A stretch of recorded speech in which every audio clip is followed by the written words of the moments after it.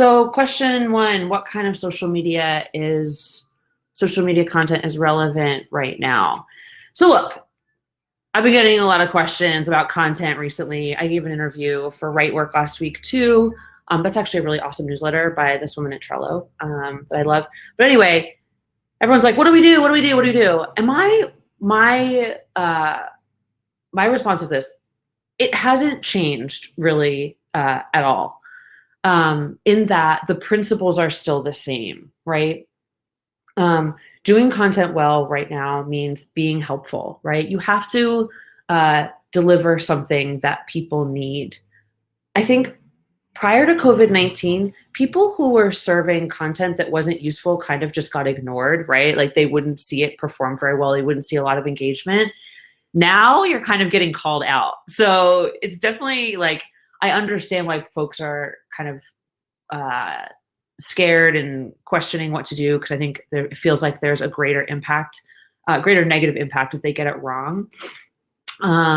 But I think if you go back to core principles like helpfulness and authenticity, you're really going to be fine.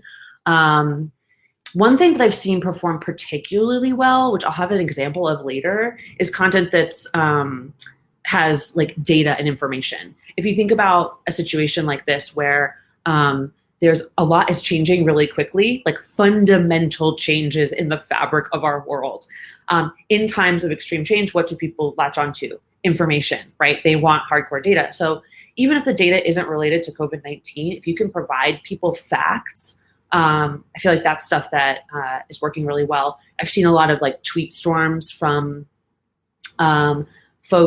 companies kind of reporting on how their company is doing, right? Everyone's been asking me that for sure.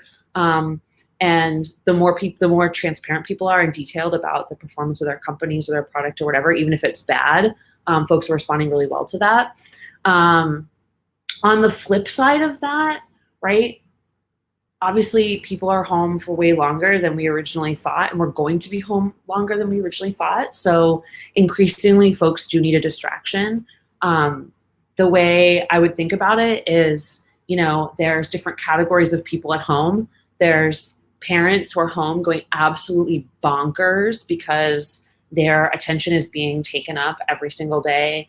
There's people who have been laid off from their jobs who are struggling. There's people in lots of different categories of situations, right? Think about if you can break people out into those categories and start to think about how you can fill in a distraction for them that they'll be grateful for, right? The more they're going to be, they'll attach themselves to your brand.